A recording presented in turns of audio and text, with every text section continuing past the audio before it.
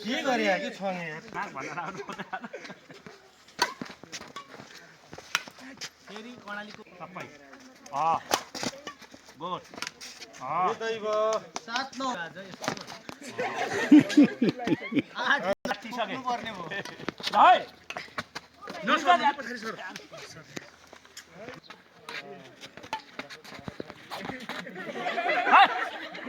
नौ 10 घायल भयो 10 बराबर